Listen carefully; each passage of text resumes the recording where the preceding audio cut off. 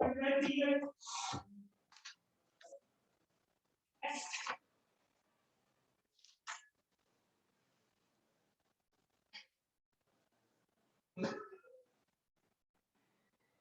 here on Sadi Zion. Does anybody recall where we got up to yesterday? We just started up the Mishnah. Aren't we up to the Mishnah? That's what I thought. I know we tried to get up to the Mishnah. I just don't remember if we did it. Tomorrow. We did. Yeah. Great.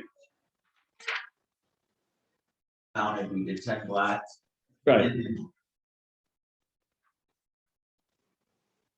So this is the 11th parak. Welcome to the 11th parak of Masechet Yevamot, as if we learned all the first 10. And the Mishnah is discussing the Isser of 7 different relatives of his wife. So when you get married to a woman, you become prohibited on 7 of her close relatives, and they become a rayas for you.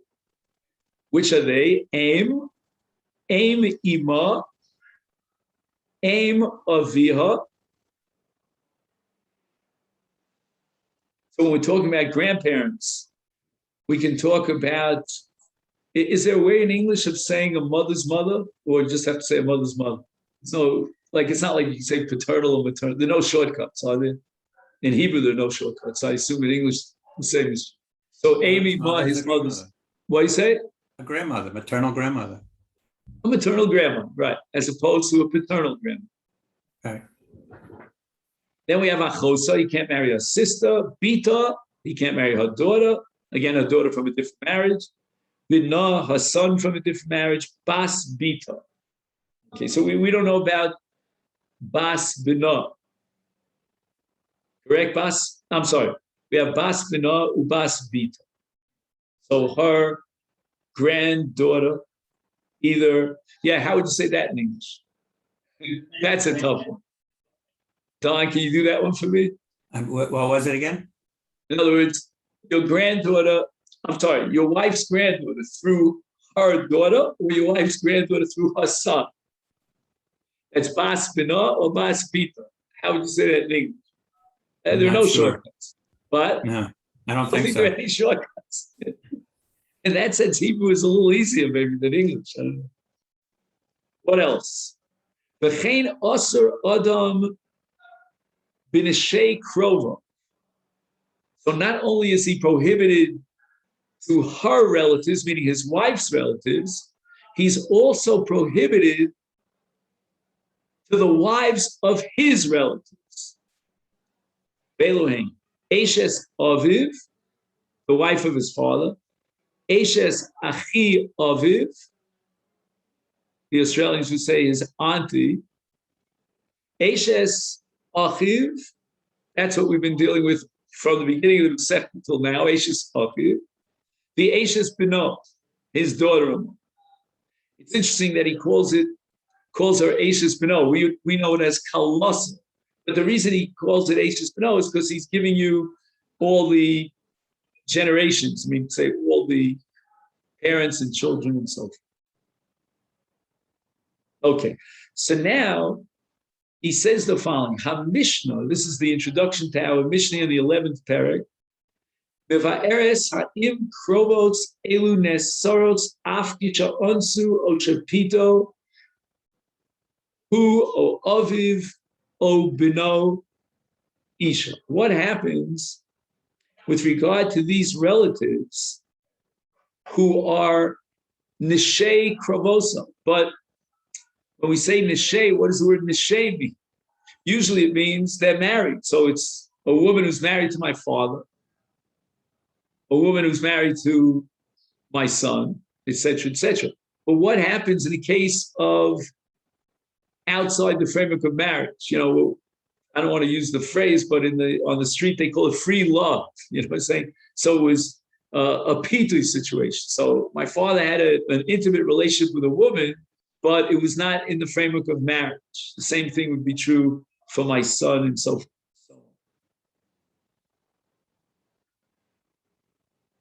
So we have again Eshes Aviv, We have Eishes Achi Aviv, that's his auntie, as we said before.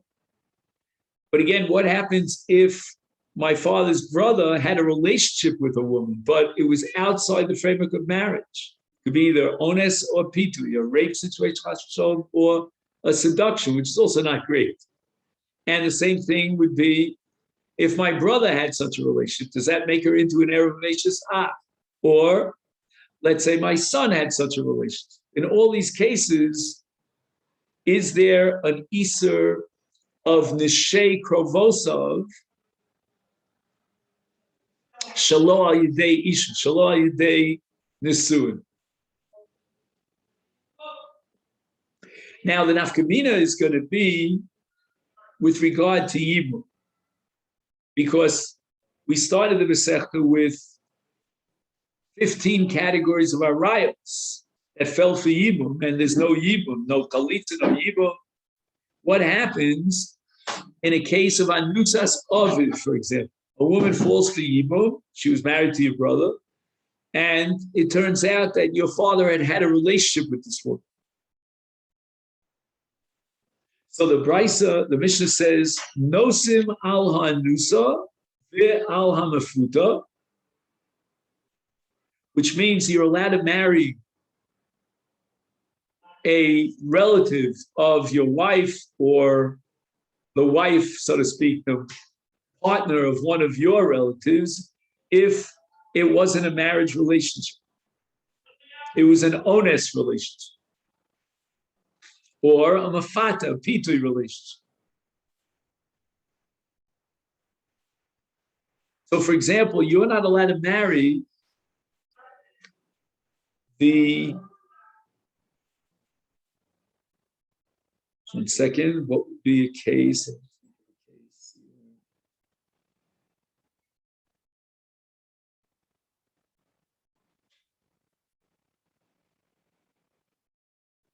Yeah, you're not allowed to marry your wife's son from a previous marriage, but if your wife had a child out of marriage, a daughter in this case, you would be allowed to marry her.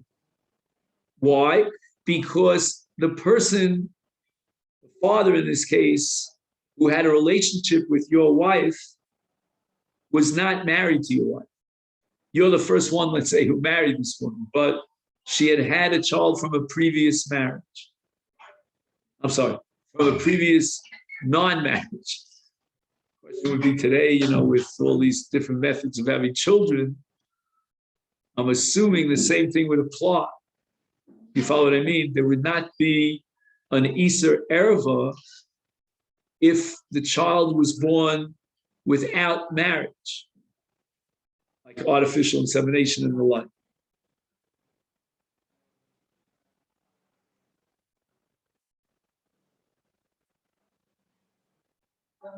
Shalo Asr Tori says El Krovas Ishto Bilvat. And Krovas Ishto does not include Anusa or Mafuta.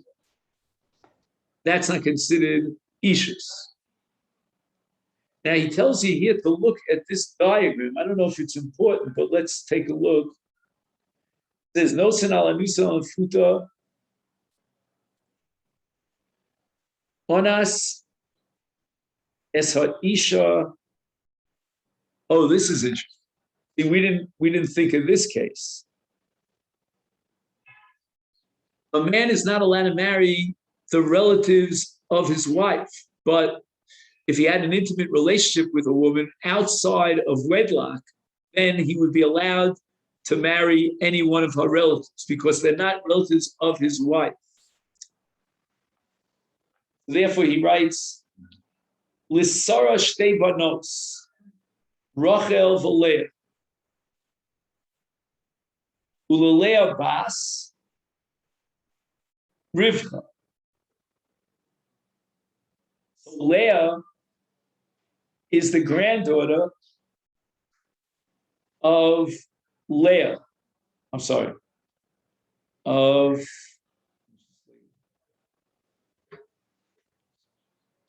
Sarah. I'm sorry. So Sarah has a daughter Leah, and Leah has a daughter Rivka. Onas Yaakov es Leah. Yaakov, not a great tzaddik, he rapes the granddaughter of Sarah, the daughter of Rivka, Opitos. Hareu muter Lisa es Rivka, o es Rachel achosa, o es Sarah ima. Okay, there's a whole discussion. I'm not right now. I don't think it's necessary that we read the whole thing. So it's gonna probably be worthwhile that we'll see. I mean, there are lots of diagrams. I don't know what you want to do. Again, I would encourage you to purchase this. But again, this is volume Hey.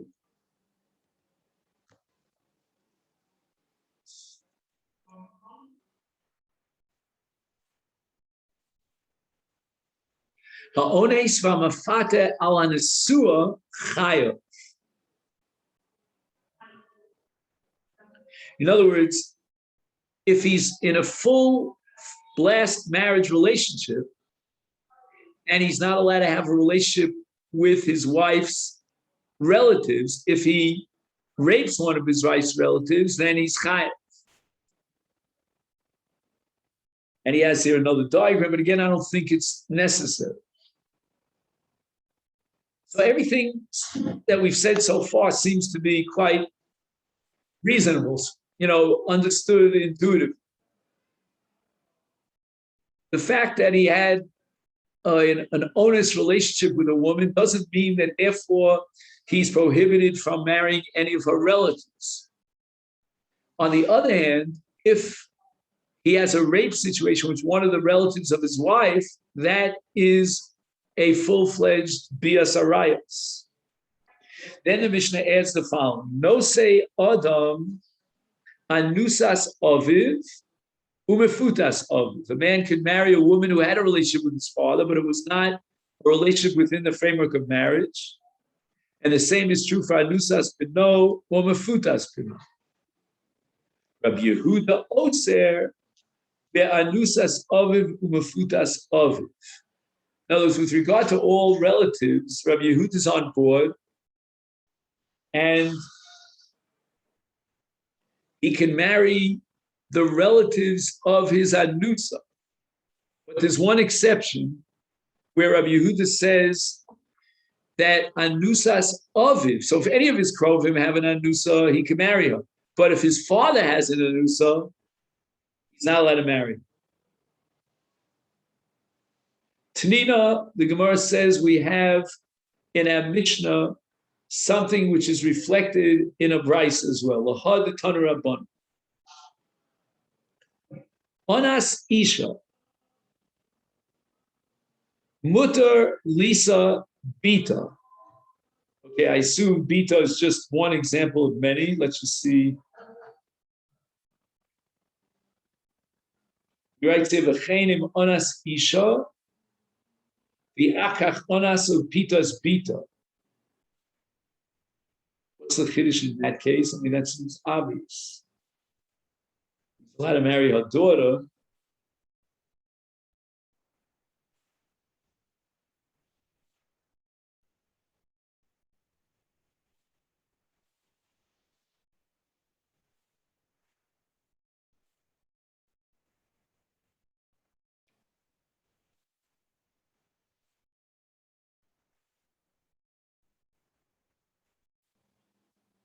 Again, it says here, Onas Ichamuto Lisa Bita.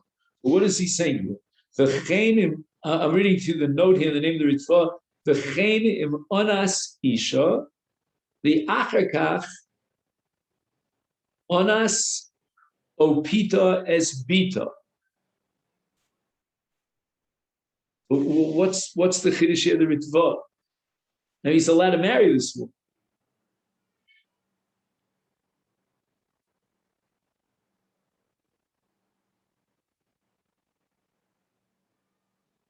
I'm not sure. Does this make any sense to you? The Brisa says, Onas Isha Muta Lisa Espita.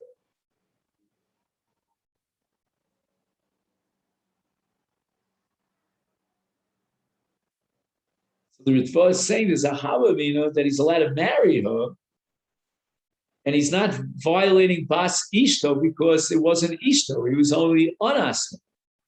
Now he wants to know, is there a prohibition of Bas Ishto in a double rape situation? He rapes a woman and then he rapes her daughter. Now, if he rapes a woman, he can marry her daughter. But if he raped a woman and now he rapes her daughter, so again, that rape is outside the framework of marriage. Maybe you would have a Havamina that in such a case, there's an erva of Bas Ishto. Even though, again, we don't have Ishto over here.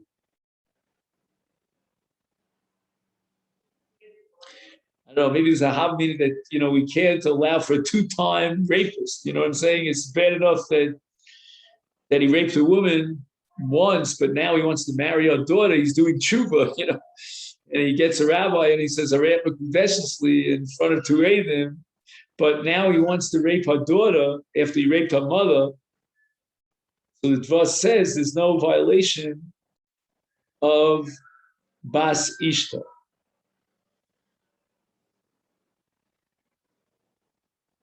Where is that? Ezayin. V'chenim onas ishvakach onas bita. Eino over mishum Bas Ishta. El shemeyacher she'ein derech lichtov. I see. See, where the Ritva is saying that the Bryce wants to use the word mutter to tell you that there's no erev of Bas Ishto. Mutter, but you could not use the word mutter for a rape situation. Even though it's true that if he rapes the daughter, he doesn't violate Bas Ishto, but the Mishnah is looking to tell you what you're allowed to do. It can't tell you that you're allowed to rape a daughter. Next. Nasa Isha, Asur Lisa's Bita. Okay, that's obvious. That's Bas Ishta. So the Gemara raises the following objection on our Mishnah. Uriminu, we have a brisa that seems to contradict our Mishnah.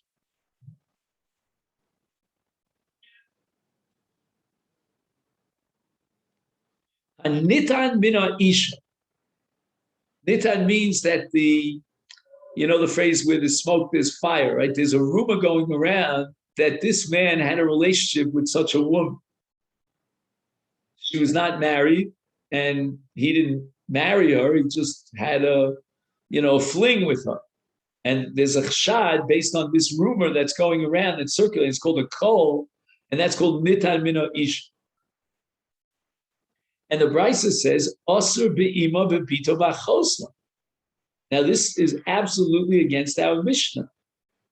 Our Mishnah says that when you are prohibiting the relatives of your wife, that's only because she is your wife.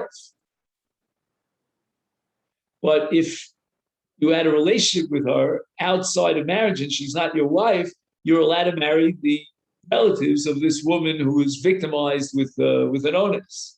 But here, the Bryce says just the opposite, that Nitan mina Isha, and in the worst case scenario, we suspect him to have had a relationship with a woman outside of marriage. He's not allowed to marry any of her relatives. And in a sense, the Bryce is being machadish, and even though we don't have two witnesses to testify that he had this relationship with the mother or the daughter or the sister, but nevertheless, the rumor has it. And once there's smoke, there's fire. And because of this coal, we're not going to allow him to marry any of her relatives. But again, in the worst case scenario, based on this coal, you'll establish with certainty that he had a relationship with the mother, etc., etc. But he never was married to her.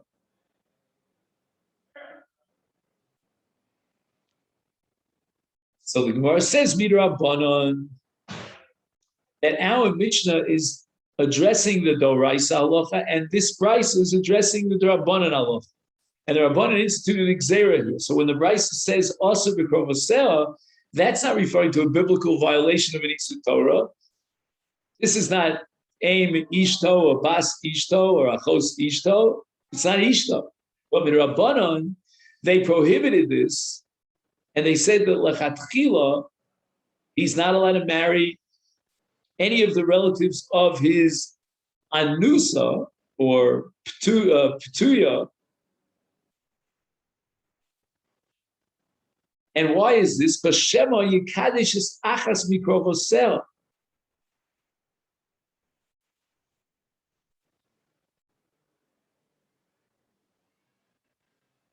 You follow what's going on over here? The Rabbanan are afraid of the following possibility. He's going to marry one of the relatives of a woman that he had already a relationship with. Could you imagine? I mean, just to dramatize this, let's say a man lives with a woman out of marriage. I mean, who knows for how many years he's been living with her, but he never married her, if you can imagine such a thing. Now he marries her sister. Now, the first woman, let's call her Rachel, that he was living with, shows up and spends a weekend in his house, and he's married to her sister, Leah. He had a very intimate, ongoing relationship with Rachel. I'm just dramatizing it. They know each other very, what do you want to say, very intimately, if I could use that word. And now she shows up, he's married to her sister. We're afraid that he might have znus with this woman because they know each other so intimately.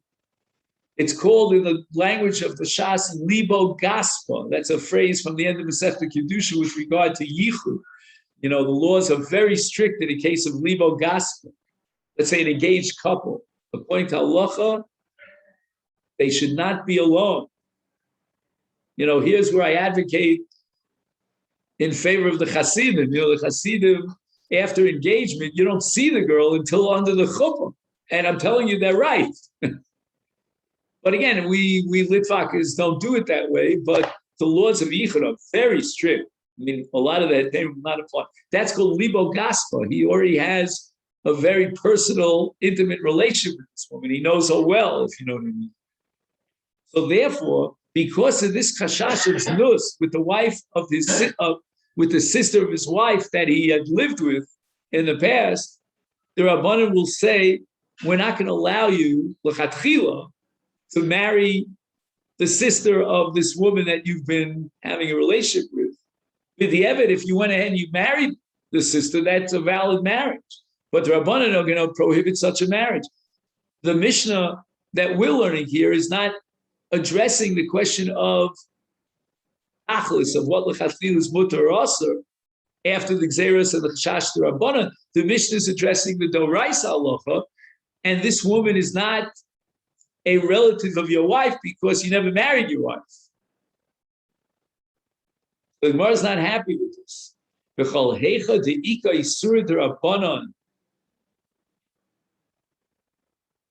Tani nosim, meaning lechatchila. The language of the Mishnah notes it that a man is allowed to marry the daughter of his anusa, having raped the mother, is nosim lechatchila. It's allowed. It's mutter. In fact, if you look at the Brisa, for example, the Brisa says, Tana Rabbanan, Onas Isha Muta Lisas Bita. The Brisa cannot be accused of using the word muta when it's also mit Rabbanan. So the Gemara answers, Kitnan Masnisim Liachar Misa. A man had a rape or a seduction situation with a mother. Now he wants to marry her daughter. If the mother is gone, he's allowed to marry her daughter. The Rabbanan were only afraid if his original, close, intimate friend, girlfriend, would still be alive and then come visit after he marries one of her krovim. Who knows what kind of snus will take place? But if she's already gone, then the Rabbanan will drop that Issa. And the word nosim in our Mishnah is referring to a case where he had a rape or a pitui with Rachel, and now she's gone. And he's allowed to marry her relatives.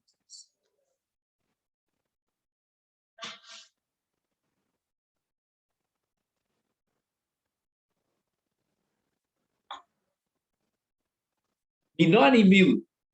How do we know that when the Torah prohibits the relatives of a woman that you had intimacy, it's only in a case where you actually married her? Kidsha. The Tanur Rabbanon, the Kulon, in all the arayas in Parshas Kedoshim, Kaloso, Dodoso, Zocher, Behem, it's all Nemar Shchiva. The Torah always repeats the word Shchiva. This is in Parshas Kedoshim, Vayikra Chafi, Ish Asher Yishkav Es Kaloso. The Khan, when it comes to the Isur that we're about to learn about of a mother and a daughter, or a woman and her mother, it's the same thing, which are the Krovos Machmas Ishto, all of a sudden, the Torah says, and I'll read the whole pasuk, it says, Ish asher yikach es isha ve'es ima, nemar loshon lekicha. Or, for example, it says, V'yisha lachosa lo sikach. Why did the Torah change its language? Originally, it used the word Ish asher yishkav es isha. Here it says Ish asher yikach es achosa, or es haisha. Lo malacha, this is meant to teach us that only a woman of derech likuchin, asra Torah. The Torah says you're not allowed to have relations with her relatives. But anasu pita, which is not kicha, the word kicha means specifically, it has a biblical halachic term and meaning, is kiddushin. So the Torah didn't prohibit the krovim unless there was a kiddushin. But without kiddushin, it's not called kicha, and the Torah says lo sika. So the Gemara asks the following question. Amalei Rav Papa le'abaye elameata, according to this price of the derivation from kicha, what are we going to do with achoso? L'gabi achoso ksiv ish asher yikach es achoso bas aviv o bas imo is derech kicha hudi asur derech shvivat shari.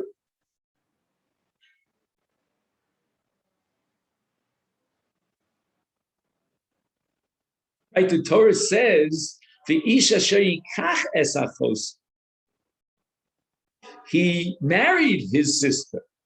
Does that mean that he only violates this issue if he marries his sister, or maternal sister or paternal sister?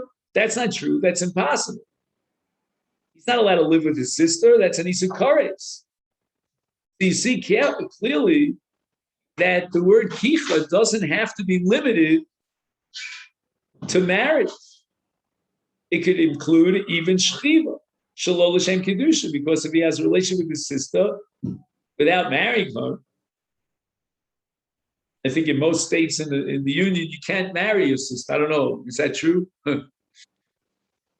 Anyway, Omar Leis Abai responds to Rav Papa lekuchim ksiva b'Torah stam. The Torah uses the word lekuchim and doesn't necessarily specify what it has in mind, its intention. Therefore, what do we do with this ambiguous generic term lekuchim? Haroy lekicha, kicha. Haroy l'shchiva, shchiva. We'll plug in the interpretation, the meaning, the translation of the word lekicha in its context, according to what's appropriate and what fits. If it's a case of roy lekicha, sheitachin sheyavra esa isa b'makom shohayu bo lekicha kagon nasa isha ve'ima ubenasa isha vatchosa is shayach behem lashon kiddushin. Then we're going to interpret it as kicha, meaning kiddushin. The Torah would not use the word kicha unless it was referring to kicha, which means royal kiddushin. It would have used instead the word shchiva. But in a case of royal shchiva, let's say, for example, the case of achoso, and everybody knows that ein kiddushin tofsin be'achoso. Therefore, you cannot misinterpret it and say that the word lekuchin should be meaning lekicha, because it's not royal lekicha, it's only royal shchiva. And then we're going to interpret the word as if it said shchiva, and the word kicha really means shchiva. Okay, Rabbi, so this is where we're going to stop for today. On Daf Tzadi Zayin Amud Aleph.